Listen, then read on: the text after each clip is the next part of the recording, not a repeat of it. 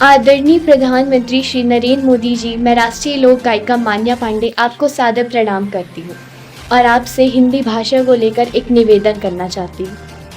आदरणीय प्रधानमंत्री जी, आप देश के पहले ऐसे प्रधानमंत्री हैं जो देश के हित में हर फैसला लेते हैं। जैसे आपने एक देश एक चुनाव की नीति बनाई है, वैसे ही एक देश एक भाषा की नीति बनाइए और स्थानीय भाषा के साथ हिंदी भाषा को अनिवार्य करिए, जिससे देशवासियों को देश के किसी भी कोने में आने जाने में हिंदी को लेकर समस्या का सामना ना करना पड़े।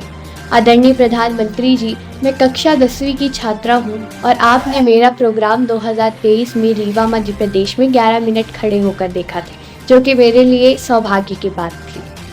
आदरणीय प्रधानमंत्री जी, मैं राष्ट्रीय लोक गायिका हूँ और मुझे देश भर में अपने प्रोग्राम के लिए आना जाना पड़ता है और वहाँ मुझे हिंदी भाषा को लेकर काफ़ी दिक्कतों का सामना भी करना पड़ता है।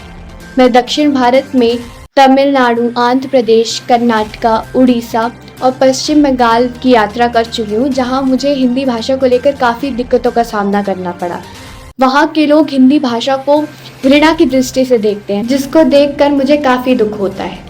दक्षिण भारत में अधिकांश लोग हिंदी नहीं समझ पाते हैं, जबकि अंग्रेज़ी भाषा को काफ़ी अच्छे से समझ लेते हैं। जब लोग अंग्रेज़ी भाषा को समझ लेते हैं तो हिंदी भाषा को क्यों नहीं अपनाते हैं? मुझे ये बात समझ नहीं आती है।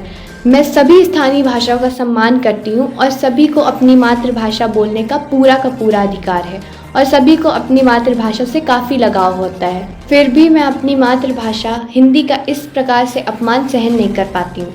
हमारी देश की सबसे ज़्यादा आबादी हिंदी भाषा का प्रयोग करती है, किंतु आज भी लोग उसे घृणा की दृष्टि से देखते हैं और अंग्रेज़ी भाषा को गले से लगा रहे हैं।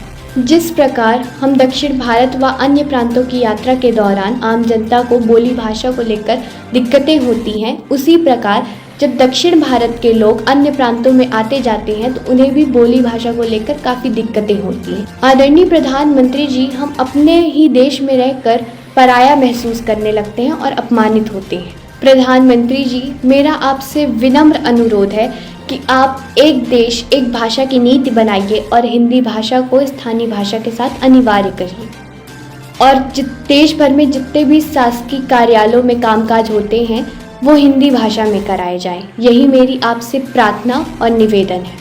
मैं देश के सभी हिंदी चैनल, वेब न्यूज़ और प्रिंट मीडिया से निवेदन करना चाहती हूँ कि मेरी इस मांग को जन आंदोलन बनाएं। मैं आप सभी से निवेदन करती हूँ कि आप सभी मेरी इस वीडियो को ज़्यादा से ज़्यादा शेयर करिए और मेरी और आप सभी की आवाज़ आदरणीय प्रधानमंत्री तक पहुँचाइए। जय हिंद, जय भारत। Thank you.